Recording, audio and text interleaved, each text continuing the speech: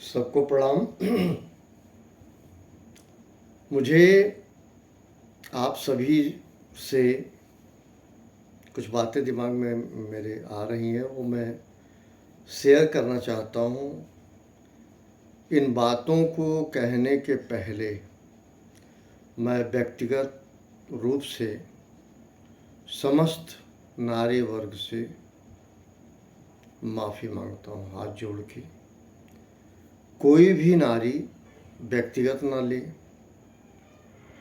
कोई नर किसी नारी का पति हो वो भी व्यक्तिगत ना ले। मैं पुनः माफ़ी मांगते हुए सबको प्रणाम। या देवी सरस्वती रूपेण संस्थिता नमस्तस्यै नमस्तस्यै नमस्तस्यै नमो नमः। अब मैं अपनी बात पे आता हूँ। जो विवाहिता होती है स्त्री, दूजे घर जाती है, लक्ष्मी होती है, दीपक होती है, दिया जलती है। वही दिया या लक्ष्मी कभी सड़क पे नहीं होती, किसी बाग में नहीं होती, मोहल्ले में नहीं होती, कहीं चल फिर रही हो वहाँ नहीं होती है। दीपक होती है, घर की दीपक होती है। लक्ष्मी अगर होती है तो घर की लक्ष्मी होती है। मकान बन सकता है, काफ़ी महंगा मकान, काफ़ी महंगा, बहुत खूबसूरत बन सकता है। घर पत्नी से बनता है, लक्ष्मी से बनता है, दीपक होती है। तो अगर लक्ष्मी या दीपक है तो उसको सब कुछ घर में अच्छा लगता है। बाहर खूब टहले घूमे सब करे अपने, वो भी समानता के रूप से। जैसे नर घूमता है, नर आता जाता, नारी को भी आना जाना चाहिए। बुराई कुछ नहीं है, सबको जाना चाहिए। किसी पे प्रतिबंध नहीं होना चाहिए, रोक टोक नहीं होना चाहिए।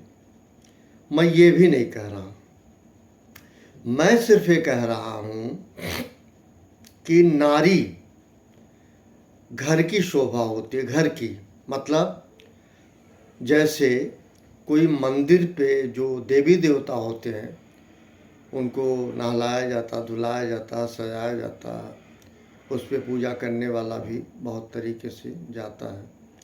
लेकिन सड़क पे किसी देवी देवता को आप नहीं देखे होंगे कि लोग पूजा करते हैं। इन देवी देवताओं की पीठ होती है। वैसे घर में जो लक्ष्मी होती है उसका पीठ उसका घर होता है, तो जाहिर सी बात है उसका श्रृंगार भी घर में होना चाहिए, घर के लोगों के बीच होना चाहिए। बाहर सफाई होती है ताकि स्वच्छ दिखे, सड़क, पार्क, बाजार सफाई होती है तो उसमें जो चीज़ें होती हैं गंदगी, उन सभी को गार्बेज जोन में रखा जाता है, कूड़े करकट में रख दिया जाता है, फिर हटा दिया जाता है, तो कहा जाता है सड़क की साफ सफाई हो गई। लेकिन इसी सड़क पे हम उन महिलाओं से हाथ जोड़ के विनती है जो अपने घर में फटे पुराने वस्त्र पहनती हैं। इसके ठीक विपरीत जब उनको कहीं जाना होता तो अपना श्रृंगार करती हैं, बाहर जाती हैं। खासकर मैंने देखा है रिश्तेदारों में जब विवाह वगैरह होता है तो घर की औरतें रिश्तेदारों में जाती हैं सज धज के। मैं यहाँ एक बेसिक प्रायोरिटी बताऊँ उनके श्रृंगार का।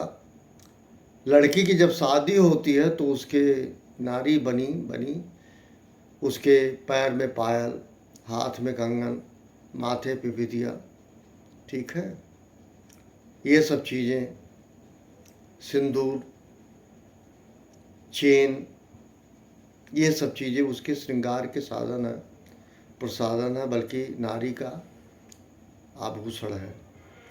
इन आभूषणों का प्रदर्शन नहीं किया जाना चाहिए। इन आभूषणों को इस तरह से किया जाए, अपनाया जाए कि घर के अंदर जिनके लिए वो आई है उनको वो दिखे, उनको उन्हें देखना, उनको वो देखें। और घर में जिस तरह से बाहर सज धज के जाती हैं अच्छे से कपड़े पहन के, अच्छा से अच्छा श्रृंगार करके उस श्रृंगार को थोड़ा सा, उसका 50% भी घर में करें, ये उनके हित में होगा। मुझे एक पिक्चर याद आती है गुरुदत्त साहब की, साहिब बीवी और गुलाम, इसके अलावा 14वीं का चांद। उसमें ये मैसेज देने की कोशिश की जाती है कि जो पत्नी होती है, जो बेगम होती है, जो नारी होती है, वो अगर घर में ये सब कुछ देखे समझे रिश्तों को, तो शायद उनका शौहर या उनका पति कहीं इधर उधर भटकता नजर नहीं आएगा। ये एक मैसेज है। दूसरा, स्थिति यही होती है, आमतौर पे देखा जा रहा है, घर में उसको प्रताड़ना मिलती है, घर में उसका अपमान होता है, वो कहीं कुछ बाहर जाता है तो उसके बदले की भावना पनपती है कि मैं वो सब कुछ पा सकूं जो मुझे घर में नहीं मिला। मैं फिर कह रहा हूँ, किसी को यदि व्यक्तिगत बुरा लगे तो मैं हाथ जोड़ के माफ़ी मांगूंगा, परंतु मैं सबसे कहूँगा, मकान को घर बनाने की कोशिश करो, मकान को मकान मत रहने दो, मकान को घर बनाओ। मतलब जो श्रृंगार आप मैक्सिमम बाहर जाते हो करते हो, उस श्रृंगार का थोड़ा सा भाग घर में करो, तब कि ताकि जो लोग भी रहते हैं घर में आपके प्रति समर्पण, आकर्षण, स्नेह, प्यार बना रहे। इस तरह से करोगे, आप भी सुखी रहोगे, आपका परिवार भी सुखी रहेगा। इन्हीं सब बातों के साथ थैंक यू वेरी मच। सबको मेरा प्रणाम, इस धरा को प्रणाम। Thank you.